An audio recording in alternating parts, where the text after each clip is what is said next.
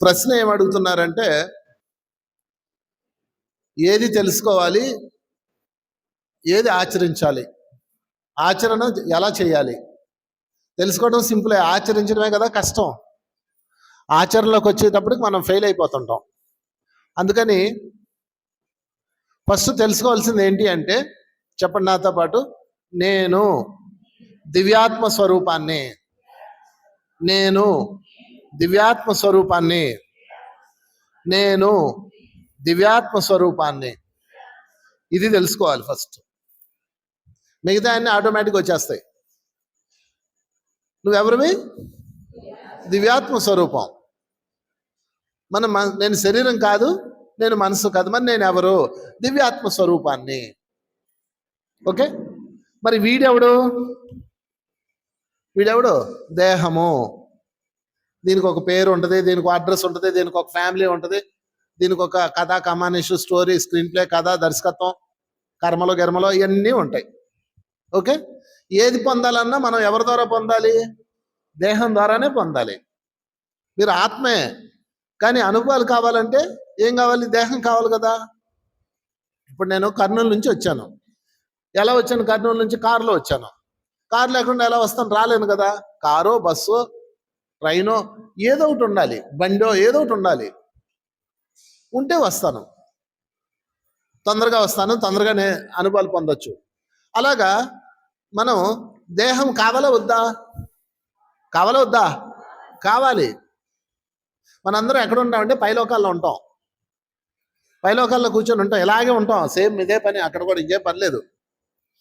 ఇక్కడన్నా కొంచెం అడావుడి సాయంత్రం కల్లా వెళ్ళిపోవాలని ఉంటుంది, అక్కడ అలా ఉండదు.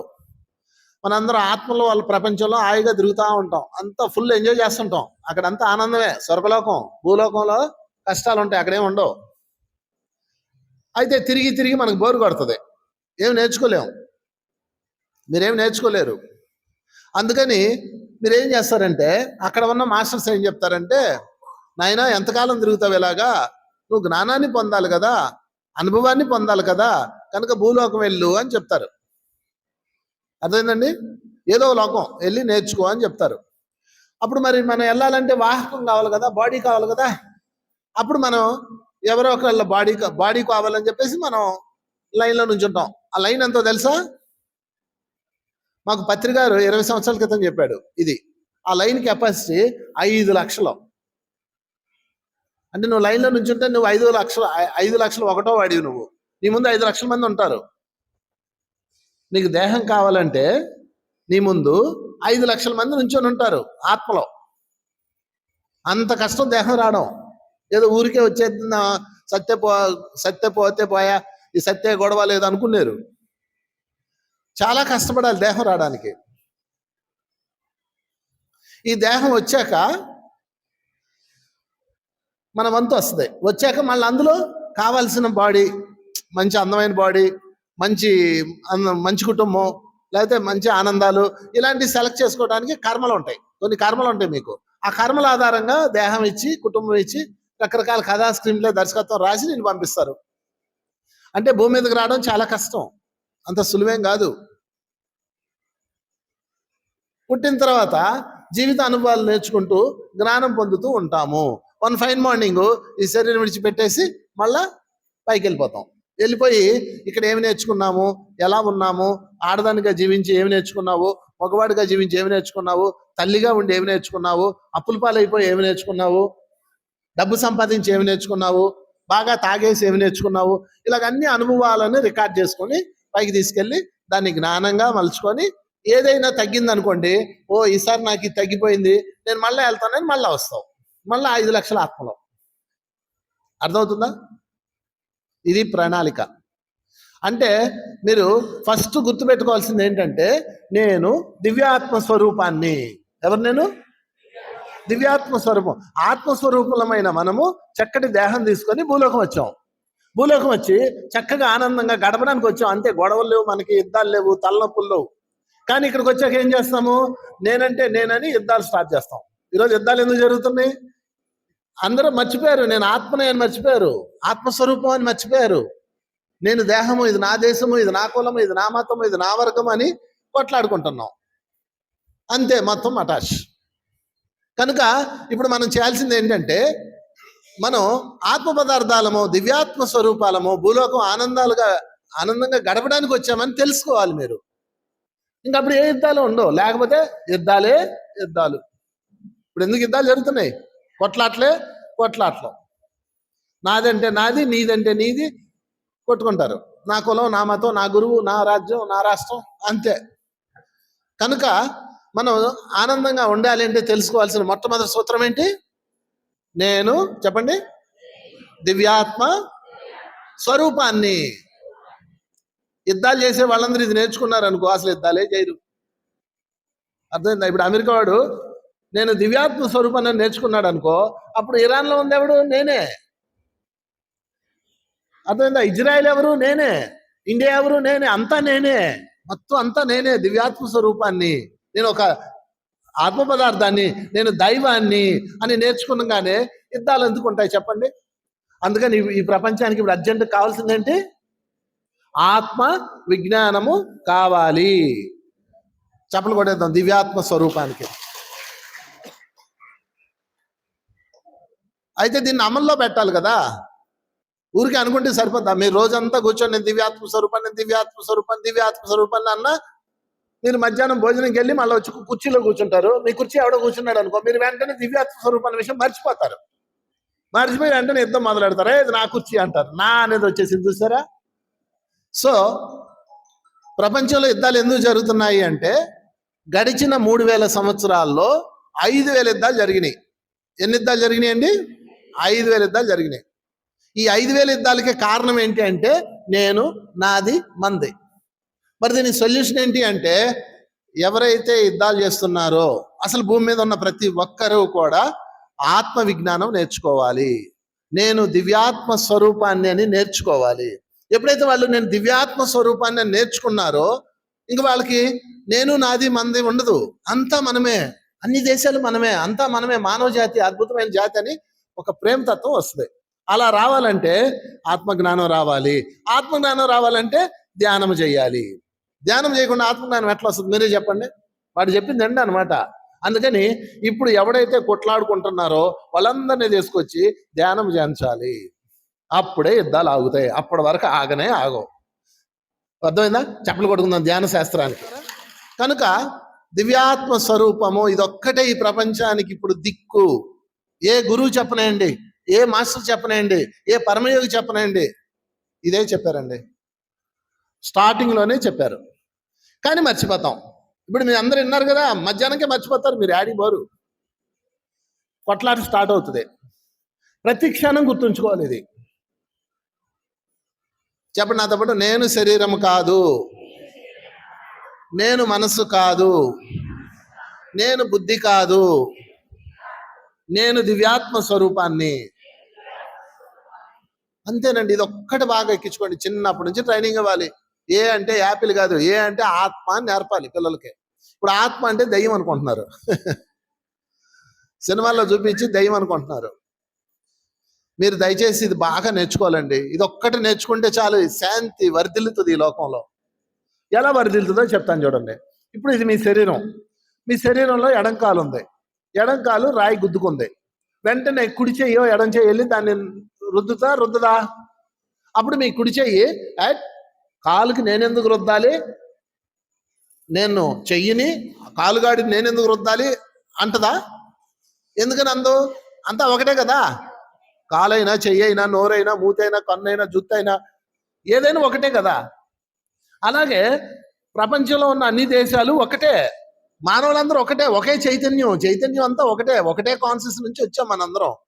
ఇక్కడ కాంతి ఉందండి, ఆ లైట్ కాంతి పడుతుంది, ఆ లైట్ కాంతి పడుతుంది, ఆ లైట్ కాంతి పడుతుంది. ఓకే, ఆ లైట్ కాంతి, ఈ లైట్ కాంతి, ఈ లైట్ కాంతికి అన్నిటికీ సప్లై ఏంటి? కరెంటే కదా. ఆ లైట్ అంటది నాది ఒక్క కాంతి అంటది, ఈ లైట్ నాది తెల్ల కాంతి అంటది, ఆ లైట్ నాది బులుగు కాంతి అంటది. ఈ ఏ కాంతులు వచ్చినా అన్నిటికీ ఒకటే కరెంటు. అర్థమైందా? అలాగ మనందరిలో ఉన్నది ఒక్కటే చైతన్యం. అది అర్థం అవ్వడమే ఆత్మ విజ్ఞానము. ఇది అర్థం కానంత కాలం కొట్లాటలు తప్పవు, యుద్ధాలు తప్పవు. మిత్రులారా, ప్రపంచ యుద్ధాలు పక్కనట్టండి, ముందు మీ ఇంట్లోనే యుద్ధాలు జరుగుతున్నాయి. ఒకడంటే ఒకడికి పడదు, ఒకడంటే ఒకడికి మంట, రగులుతా ఉంటారు. ఇంట్లో ఎందుకు కొట్లాడుకుంటారు, ఆ ఇల్లా ఇద్దరంగమా అర్థం కాదు. తెపాళాలు పగిలిపోతుంటాయి, గోడలు ఇరిగిపోతుంటాయి, పిల్లకాయలు ఈపులు పగులుతూ ఉంటాయి కదరా. ఎందుకు కొడతారో తెలీదు, ఎందుకు అరుస్తారో తెలీదు. నేనంటే నేను, నువ్వు చెప్పింది తప్పు, నువ్వు చెప్పింది తప్పు, ఒకడినొకడు తిట్టడము, ఒకడినొకడు అంగీకరించకపోవడము. ఎంత భయంకరంగా ఉన్న ఇల్లు. ప్రపంచం బెటర్, వాడు బాంబేసి వెళ్ళిపోతాడు. ఇది అలా కాదు, ఇది రోజు బాంబే. అందరూ నీ మాట వినాలి, తల్లి మాట వినాలి, పిల్లల మాట వినాలి, మొగుడు మాట వినాలి, అత్త మాట వినాలి. ఇవన్నీ కలిపి మీకు మనశ్శాంతి లేకుండా చేసింది. ఈ ప్రపంచంలో ఆనందంగా ఉంది ఎవరు అంటే చిన్నపిల్లలు, జంతువులు, వృక్షాలు ఆనందంగా ఉన్నాయి. మనుషులు ఎప్పుడు ఆనందం కోల్పోయారు. కారణం ఏంటంటే నేను, నాది, మనది, ఈ మూడు వచ్చేసినాయి. నేను వచ్చేసింది అహంకారం, నాది రజోగుణం, తమోగుణం, సత్వగుణం, మూడు వచ్చి కూర్చున్నాయి. దాంతో మనం గిలగిల్లా ఆడిపోతున్నామండి. ఇది మనసు అందరి సమస్య, ఇది ప్రపంచం అంతా అంతే. మీకు ఇంకో విషయం చెప్పనా, గడిచిన 3000 సంవత్సరాల్లో 5000 యుద్ధాలు జరిగినాయని చెప్పాను కదా. అందులో 4500 యుద్ధాలు ఆధ్యాత్మిక వ్యక్తుల మధ్య జరిగినాయి తెలుసా. 4500 యుద్ధాలు ఈ భక్తుల మధ్య, మతాల మధ్య, దైవాల మధ్య. నా దేవుడు గొప్పవాడు అంటే నా దేవుడు గొప్పవాడు, నా మతం గొప్పదంటే నా మతం, వీళ్ళ మధ్య జరిగినాయి 4500 యుద్ధాలు. 500 యుద్ధాలు ఎవరు కొట్టుకున్నారంటే 500 యుద్ధాలు రాజ్యం కోసమో, పెట్రోల్ కోసమో, లేకపోతే ఎక్సెట్రా ఎక్సెట్రా జరిగినాయి 500.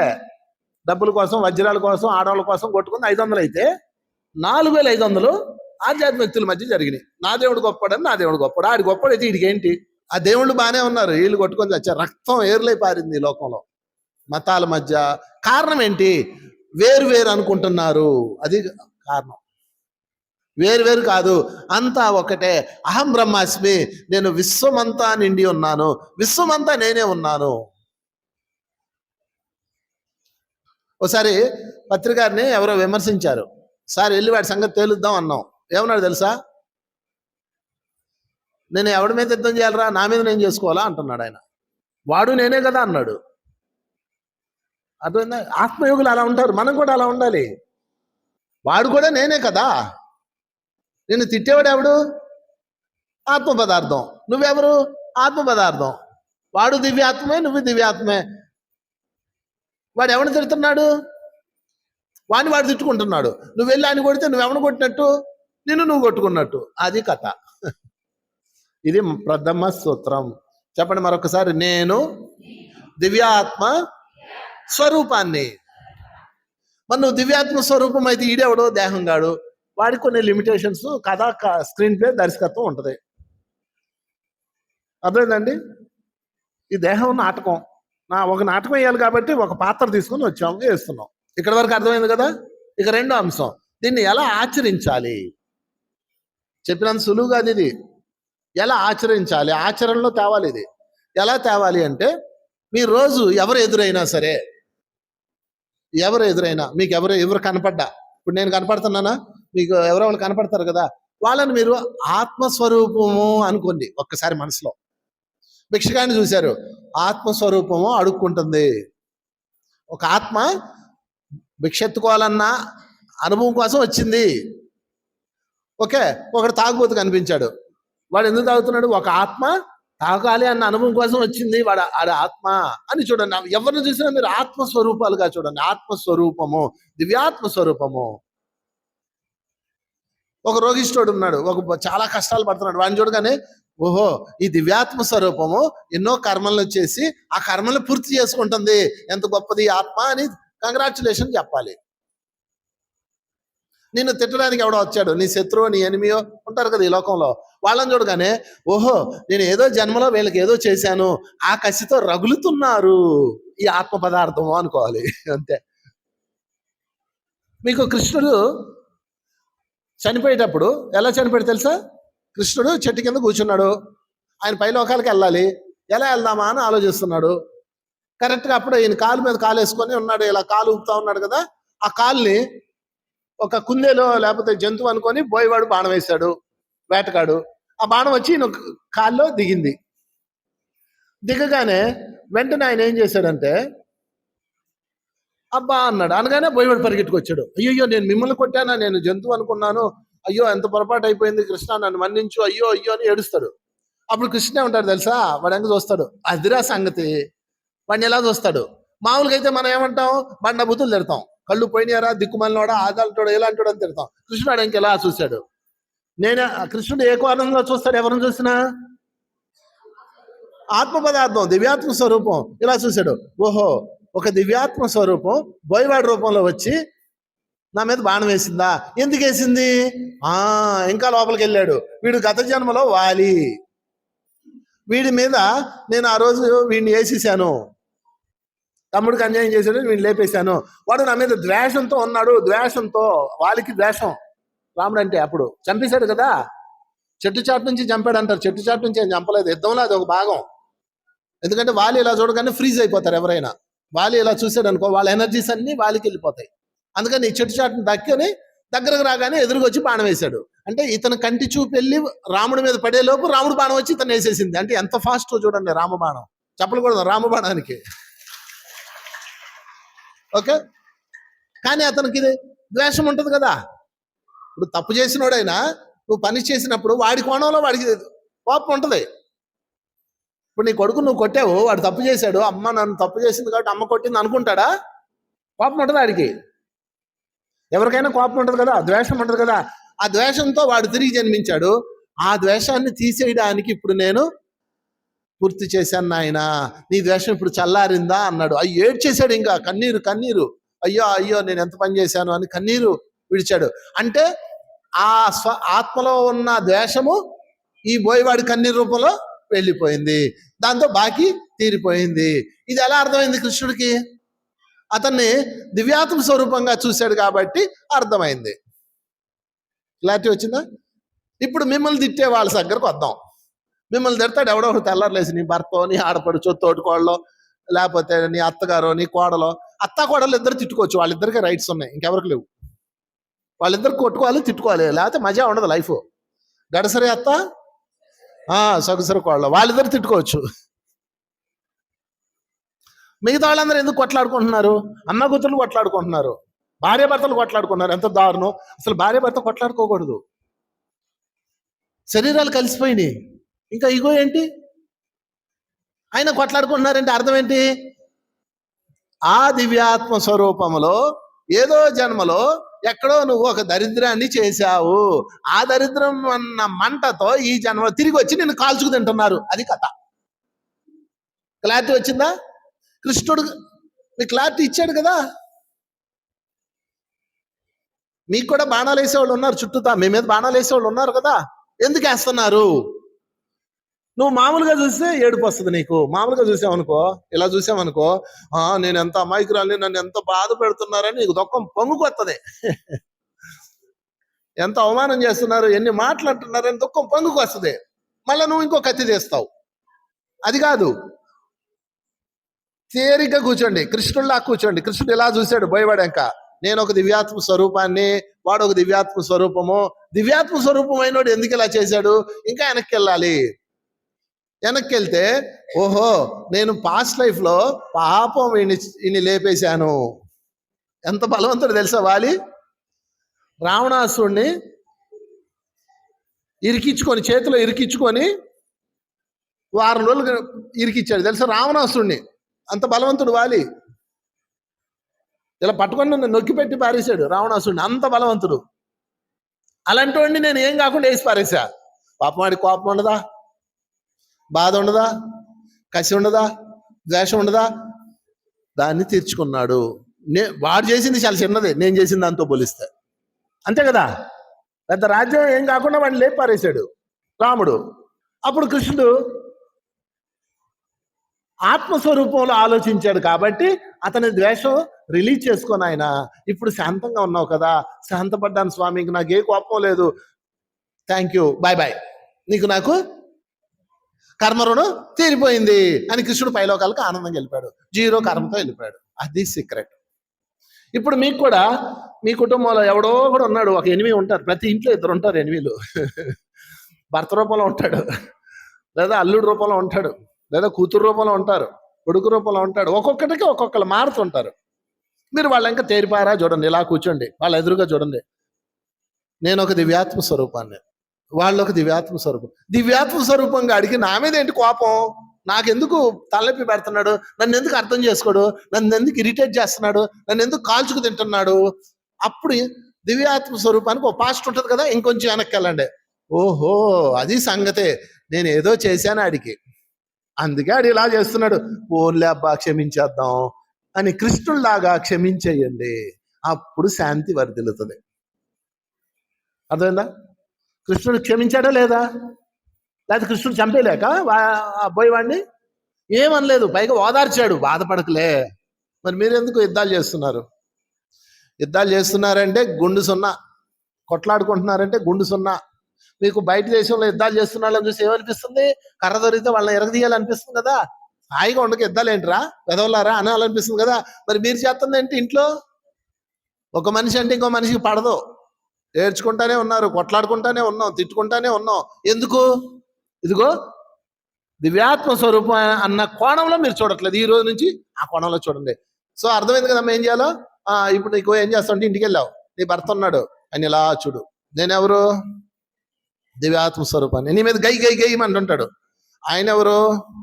దివ్యాత్మ స్వరూపం.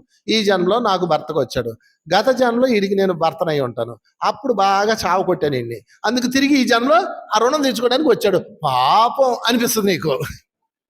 ఎందుకు చెప్పనా? మీరు చేసింది 100 అయితే మీరు అనుభవించేది 20. రాముడు వాలికి చేసింది 100 అయితే కృష్ణుడు అనుభవించింది 20. అర్థమైందా? ఊరికే బాణం ఏళ్ళలో గుచ్చుకుంది, అక్కడ వాలికి గుండెల్లో గుచ్చుకుంది. అది విశ్వ నియమం. అది నువ్వేదైతే చేసావో అందులో 20 ఇవ్వబడుతుంది నీకు. హోంవర్క్ 20 ఇవ్వబడుతుంది. కర్మ 100% ఇది సత్యం. మీరు ఊహించండి, ఇప్పుడు మీ చుట్టూతున్న కష్టాల్లో 100 కలిపితే 80 కలపండి, ఎంత ఏమవుద్దు? ఇప్పుడు నీ భర్త బాధపడుతున్నాడు అన్నావు కదా, దానికి 80 కలుపు. లేదా నీకు జబ్బు ఉంది కదా, దానికి 80 కలుపు. మీకు సినిమా ఉండదు భూమి మీద, ఇంకేం ఉండదు. అందుకని ఈ రోజు నుంచి ఎవరిని ఎలా చూడాలి ప్రాక్టీస్ చేయాలి, ఇది అనుభవంలోకి తేవాలి. మీరు ఊరికే నేను గొంతు పోయిన దాకా మీకు చెప్తాను, మీరు చెవులు పోయిన దాకా వింటారు, మళ్ళీ వెళ్ళిపోతారు, మామూలే. అలా కాదు. ఈ రోజు నుంచి మీకు హోంవర్క్, దీని పేరే దివ్య దృష్టి. ఏ దృష్టి? దివ్య దృష్టి సాధన. రాసుకోండి దీని పేరు, దివ్య దృష్టి సాధన. దివ్య దృష్టి అంటే కళ్ళు మూసుకొని ఆకాశంలో చూడటం కాదు, ఎదురుగున్నోడిని ఆత్మస్వరూపంగా చూసి దాని కార్యకారణాన్ని తెలుసుకోవడం. దివ్య దృష్టి సాధన. ఈ రోజు నుంచి మీకు హోంవర్క్. ఎనిమిస్ ఉన్నారు కదా, మీకు బాధ పెట్టేవాళ్ళు ఉంటారు కదా, ఎవరో ఒకళ్ళు, వాళ్ళ మీద చేయాలి. ఇప్పుడు ఈ పిల్ల ఇరిటేట్ చేస్తుంది నిన్ను, ఆ పిల్ల ఇంక ఇలా చూడు, నేనెవరు? దివ్యాత్మనే. ఆమె ఎవరు? దివ్యాత్మ. ఆ దివ్యాత్మ అదేంటో తెలుసుకుందామని పగలగొట్టింది, మీకు ఫోన్ పగలగొట్టింది, కోపం వస్తుంది కదా. ఇప్పుడు కోపం రాదు, అదేంటో తెలుసుకుందామని పగలగొట్టింది. మరి ఆత్మ ఏం చేస్తుంది? అన్నీ నేర్చుకోవాలి కదా, మరి పగలగొడుతుంది. అప్పుడు నువ్వు దానికి అందుకుంటే జాగ్రత్త పడతావు. మీ కోపం పోవాలన్నా, ద్వేషం పోవాలన్నా బెస్ట్ సొల్యూషన్ ఇది. తర్వాత ఎదురుగా ఎవరున్నారు చూడండి. ఈరోజు ఇప్పుడు మీరు ఆటో ఎక్కారు, ఆటో డ్రైవర్ని చూడండి, ఇలా చూడండి, వాడు ఒక దివ్యాత్మ స్వరూపం. ఈ ఎండలో కష్టపడుతున్నాడు, అంతే. నీ యొక్క దృష్టి మారిపోద్ది. దివ్య దృష్టి అంటే అదే. దివ్య దృష్టి అంటే అక్కడెక్కడో జరుగుతుందో చూడటం కాదు, దానికి కెమెరా పెట్టుకుంటే కనపడింది, దానికోసం ఆడాడో చూడాలి ఏంటి. దివ్య దృష్టి అంటే నీ ఎదురుగున్న దాన్ని ఆత్మస్వరూపంలో చూసి ఆత్మ అవగాహన కలగడమే. జిల్లెళ్ళ మూడమ్మ తెలుసా మీకు? జిల్లెళ్ళ మూడమ్మ విన్నారా? చెప్పలు కొడదాం తల్లికి. ఆమెని ఒకళ్ళు అడిగారు, అమ్మ ఆత్మ సాక్షాత్కారం అంటే ఏంటి అని అడిగారు. ఆత్మ సాక్షాత్కారం అంటే ఏంటి? మనం మామూలుగా ఆత్మ సాక్షాత్కారం అంటే ఏంటి అని చెప్తాం. ఇలా మనం సినిమాల్లో చూపించినట్టు ఒక ఆత్మ వచ్చి మన ముందు నుంచోటం, లేకపోతే మన ధ్యానంలో ఉన్నప్పుడు మనకు ఆత్మ కనపడటం, లేకపోతే మనకు మనం కనపడటం అనుకుంటారు. కాదు, నేను దివ్యాత్మ స్వరూపాన్ని తెలుసుకొని నా ఎదుట ఉన్న వాళ్ళు కూడా దివ్యాత్మ స్వరూపులే అని చూడడమే ఆత్మ సాక్షాత్కారం. వాళ్ళని దేహంలా కాకుండా వాళ్ళని నువ్వు ఆత్మలా సాక్షాత్కారింపజేసుకోవడమే ఆత్మ సాక్షాత్కారం. శారదాదేవి, మాతా శారదాదేవి ఫోటో ఇక్కడే ఉంది చూడండి, ఆమె కూడా అదే చెప్పింది.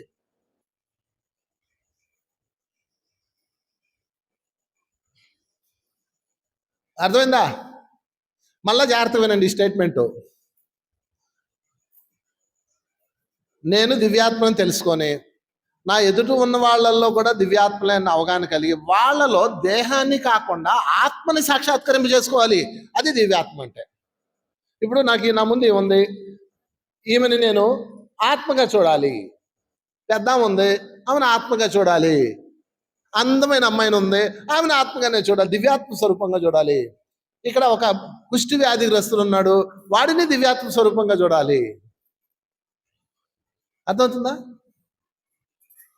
పురుగు ఉంది, దివ్యాత్మ స్వరూపంగా చూడాలి. అంటే నీ ముందు ఏ ప్రాణి వస్తే ఆ ప్రాణిలో ఆత్మని మీరు సాక్షాత్కరింపు చేసుకోవాలి. అది సాధన, దివ్యాత్మపు సాధన, దివ్య దృష్టి సాధన. ఈరోజు నుంచి చేయాలి. భలే మారిపోతారు మీరు, తెలుసా? కొన్ని రోజులకు మారిపోతారు.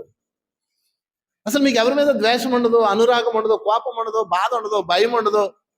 నిశ్చలంగా ఎంత మారిపోతారో. ఇరిటేషన్ ఉండదు. ఈరోజు నుంచి చేయాలా. ఓకే, ఇప్పుడు నాలో మీరు ఎవరిని చూస్తున్నారు? దివ్యాత్మ స్వరూపాన్ని. అమ్మో, ఈయనలో ఎంత మహాగురువు ఉన్నాడో అది చూడాలి. నేను ఎట్టు కూర్చున్నాను, ఇది ఎట్టు కూర్చున్నాను, ఏంది ఆయన కాలు మీద కాలు వేసుకున్నాడు, నా కాలు చూడకో, నా షర్టు చూడకో. ఒక ఆమె క్లాస్ అంతా అయిపోయినాక డౌట్ అడగాలి సార్ అందు. ఏంటన్నా, ఇది లెనిన్నా కాటనా అని అడిగింది. లెనిన్ కాటనేనా అని అడిగింది. ఇంకొక ఆమె ఏమో ఏముట్లు అని అడిగింది. ఏముట్లు అంది. అంటే ఏముట్లు అని తెలుసా? ఏ క్యాస్ట్. నేను ఏం ముట్టను అన్నాను. ఇంకో ఆమె పెళ్ళయిందా అని అడిగింది. నేను పిల్లనెత్తావా అని అడిగా. అంటే మీరు దేహంగా చూస్తున్నారు. నేను చెడ్డోడినా మంచిగా మీకెందుకు? ఇప్పుడు నేను చెడ్డవాడిని, మీకేంటి? నేను మంచివాడిని, మీకేంటి? నేను చెడ్డోడిని అయితే మీకెందుకు, మంచోడిని అయితే మీకెందుకు, అందగాడిని అయితే మీకెందుకు, అంద వికారైతే మీకెందుకు? మీకు కావాల్సింది దివ్యాత్మ స్వరూపం కదా. ఇది బాగా సాధన చేయాలి. దివ్యత్వపు సాధన, దివ్య చక్షువు సాధన. అంటే కళ్ళు మూసుకొని కూర్చొని చేసేది కాదు ఈ సాధన. ఈ రోజు నుంచి మీకు ఎవరు ఎదురుపడ్డా వాళ్ళని దివ్యాత్మ స్వరూపంగా చూసి ఒక్కసారి చూస్తే చాలు, మీకు ఇంకా మిగతా క్లారిటీ వచ్చేస్తుంది. ఒక సంఘటన చెప్తా మీకు. అష్టావక్రుడు తెలుసా? అష్టావక్రుడు ఆయన ఎలా ఉంటాడు తెలుసా? అష్టవంకరతో ఉంటాడు. ఇలా ఇలా ఇలా ఇలా ఉంటాడు అనమాట. ఆయనకి పుట్టుకతోనే అలా పుడతాడు. కానీ ఆయన మహా సాధన చేశాడు, మహా తపస్సు చేశాడు. ఒకరోజు ఆయన ఊళ్ళోకి వస్తాడు. ఊళ్ళోకి రాగానే అందరూ ఎగతాళి చేస్తారు, గేలి చేస్తారు. గేలి చేయగానే ఆయనకు మండుతూ కోపం వస్తుంది. కోపం రాగానే ఆయన ఏం చేస్తాడు తెలుసా? వెదవల్లారా, నా వంకరలు చూసి నవ్వుతారా అని చెప్పి శాపం పెడతాడు. ఆయన శాపం పెట్టగానే వాళ్ళు రాళ్ళు అయిపోతారు, శిలలే. ఇంకా వాడు మటాష్. ఇంకా ఆయన అంటే భయం అనమాట. ఇలా ఈయన ఎవరు కనపడ్డా, ఎవరు నవ్వినా వాళ్ళకి శాపం పెడతాం మొదలు పెట్టేశాడు. ఒకరోజు రాధాకృష్ణ ఇద్దరు ఆయన ఆశ్రమంకి వెళ్ళారు. రాధాకృష్ణ అందరూ ఫ్యామిలీ వెళ్ళారు అనమాట. వాళ్ళందరూ వెళ్ళినప్పుడు ఆయన చూసి రాధ నవ్వింది. నవ్వగానే వెంటనే నీళ్లు తీసుకున్నాడు చేతిలోకి, రాధను శపించడానికి. నీళ్లు తీసుకొని, నువ్వు నన్ను చూసి నవ్వుతావా, నీకు నేను ఇదే శాపం పెడుతున్నానని శాపం పెడపోతే కృష్ణ ఆగాగు అంటాడు. ఆగాగు, ఆమె ఎందుకు నవ్విందో తెలుసుకొని శాపం పెట్టి అంటాడు. నువ్వు శాపం పెట్టండి, నేను వద్దన్నో, ముందు అసలు ఎందుకు నవ్విందో తెలుసుకోవాలి కదండి అంటాడు. అని రాధా ఎందుకు నవ్వావా అని అడుగుతాడు. అప్పుడు చెప్తుంది ఆమె, నేను ఇన్ని చూసి ఇంత అందవికారంగా ఉన్నాడు, ఇంత వక్రంగా ఉన్నాడు, ఇన్ని అష్టవంకరలతో ఉన్నాడు, అయినా ఎంత తపస్సు చేసి మహర్షి అయిపోయాడు, మోక్షాన్ని సాధన చేస్తున్నాడు, దివ్య జ్ఞానాన్ని పొందాడు. ఇలాంటి వాడిని చూడడానికి కృష్ణుడు లాంటి వాడు కూడా వచ్చాడు, ఈయన ఎంత గొప్పవాడని నేను సంతోషంతో నవ్వానండి అని చెప్తుంది రాధ. అలా చెప్పగానే ఇంకా ఆయనకు ఒక్కసారి సిగ్గుపడిపోతాడు. నువ్వు అందుకు నవ్వావా అంటాడు. అవునండి, నేను అందుకే నవ్వాను. అయితే ఇక్కడ మీరు వంకరగా ఉన్నారు, అష్టవంకరలతో ఉన్నారు అని మిమ్మల్ని అందరూ అంటున్నారని మీరు భావిస్తున్నారు కదా. వాళ్ళు అంటున్నారో లేదో కానీ ముందు మీరు అనుకుంటున్నారు. లోపం మీలో ఉంది.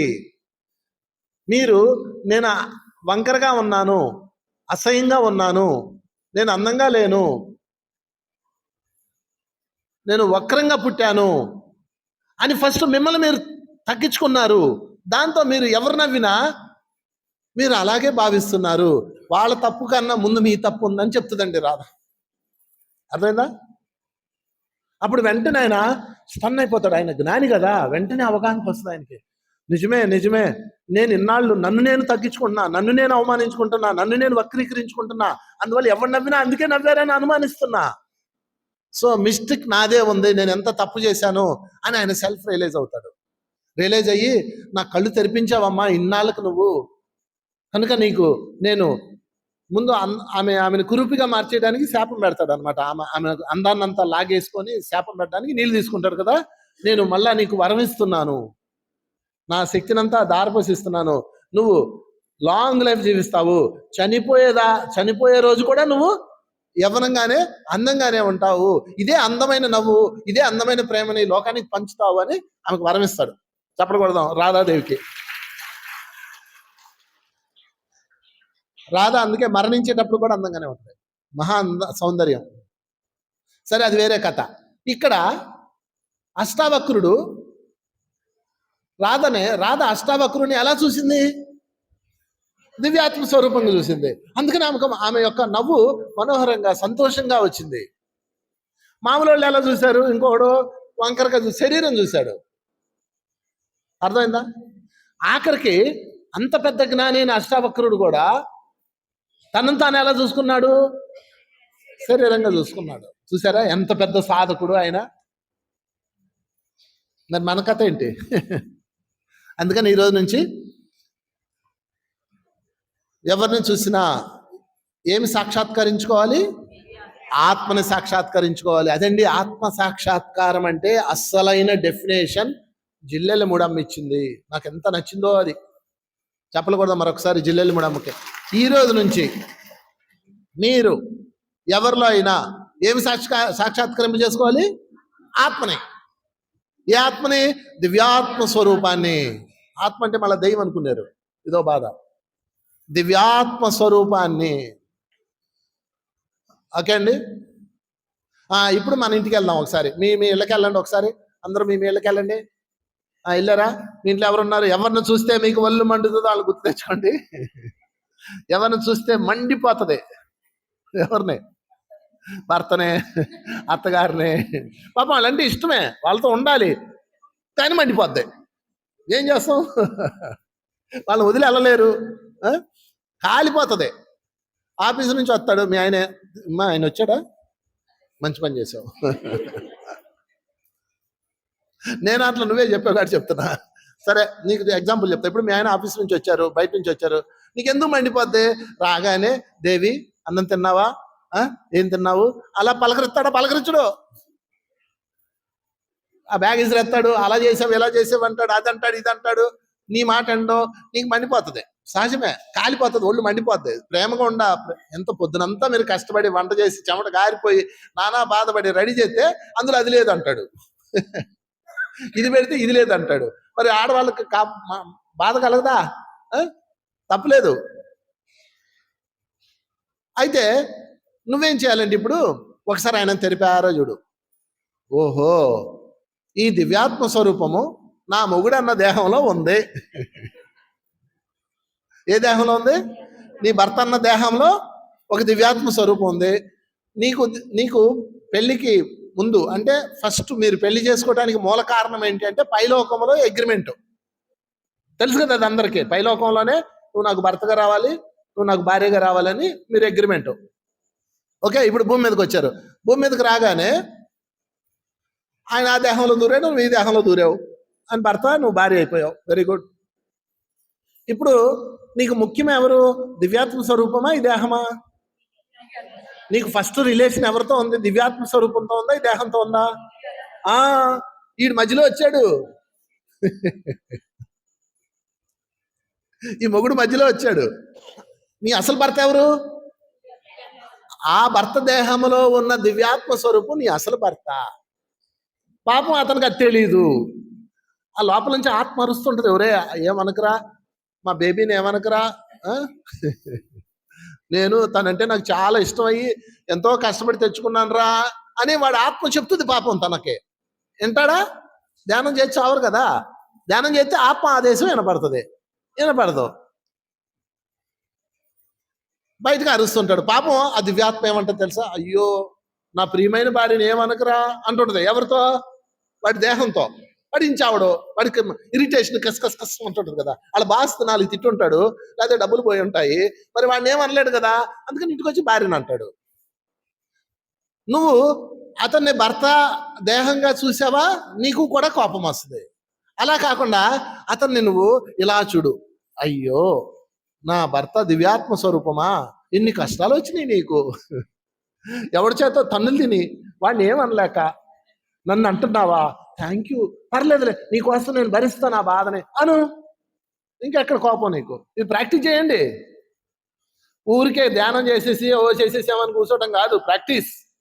ప్రాక్టీస్. మళ్ళీ ఇదంతా రావాలంటే నువ్వు ముందు ఫస్ట్ నీ మనసును బ్యాలెన్స్ చేయాలి. అది లేకపోతే అది ఒప్పుకోదు. వాడు ఆత్మ అయితే నేనేంటి, నేను ఆత్మే అయినా వేసేయి అంటది. ముందు ఫస్ట్ మీరు సాధన చేయాలి. ఏ సాధన? నేను శరీరము కాదు, నేను మనస్సు కాదు, నేను దివ్యాత్మ స్వరూపాన్ని. ధ్యానంలోనే వస్తుంది, ఇంకెక్కడ రాదు. చప్పలు కొట్టుకున్నాను మన ధ్యానానికి. ఇప్పుడు ఒక్కొక్కరు ఊహించుకోండి కాసేపు. ఎవరున్నారు మీ ఇంట్లో? మీకు మాయమైపోద్ది, కోపం మాయమైపోద్ది. అప్పుడు ఏం చేస్తావు? ఏం చేయాలో అది చేస్తావు. అర్థమైందా? అంటే ఓహో ఇప్పుడు వాలిని చంపాడు, ఆ ద్వేషంతో వీడున్నాడు, ఈ బోయవాడు. వీడు ఇప్పుడు ద్వేషం ఉంది వీడి లోపల. ఇప్పుడు నాకు బాణం గుచ్చుకుంది, నేను కొట్టాను అనుకో, వాడి ద్వేషం ఇంకా పెరుగుద్ది. అలా కాకుండా దీన్ని సాగుగా చూపించి, నాయన నన్ను బాధ పెట్టావు అయినా పర్వాలేదులే అని క్షమించాను అనుకో, వాడి ద్వేషం కాస్త కరుణగా మారిపోద్ది, వాడి కోపం కాస్త ప్రేమగా మారిపోతుంది, వాడి కసి కాస్త ఆనందంగా మారిపోతుంది. అర్థమైందా? ద్వేషానికి ప్రేమకి ఒకటే అగ్ని. వంట చేయాలన్నా మంట పెట్టాలన్నా ఒకటే అగ్ని. ఆలయంలో దీపానికి శ్మశానంలో తగలెట్టే మంటకి ఒకటే అగ్ని. అగ్ని ఇటు తిరిగితే ద్వేషము, ఇటు తిరిగితే ప్రేమ. ఎటు మార్చాలన్నది మీ చేతిలో ఉంది. అది సంగతి. అర్థమైందండి? కృష్ణుడు ఆ బోయవాడి యొక్క ద్వేషాన్ని, జన్మజన్మల ద్వేషాన్ని ఇలా తిప్పేశాడు క్షమించేసి. అరికాల్లో బాణం గుచ్చాడు, మనమైతే చొక్కా పట్టుకొని 4 కొడతాం, లేదా వాడిని వేసి పారేస్తాం. నాయన గత జన్మలో నేను చేసింది చాలా పెద్దది నాయన, ఐఎమ్ సో సారీ అనేటప్పటికి వాడు ఏడుపు మొదలెట్టేశాడు. ఇంకా అలాగా నువ్వు కూడా నీ మీద ద్వేషంతో, అరుపులతో, కేకలతో ఎవరున్నారో వాడు ఇంకా తేరిపారా చూడు. ఓహో ఈ దివ్యాత్మ స్వరూపానికి ఎక్కడో కాల్చాను నేను, అందుకని ఆ బాకీ తీర్చుకుంటున్నాడు. థ్యాంక్ యూ, నువ్వేం బాధపడకలే, నాకేమి ఇబ్బంది లేదులే, నువ్వు తిట్టినా నేను పెద్ద బాధపడనులే, నువ్వే కదా అని 2 డైలాగులు చెప్పేయి. అంతే మటాష్. ఈ రగులుతున్న ద్వేషం అన్న అగ్ని ఇలా తిరిగి ప్రేమగా మారిపోతుంది, వసంతంగా మారిపోతుంది. That's all. ఇది దివ్యాత్మ స్వరూపపు సాధన. చెప్పలు కొడదామా?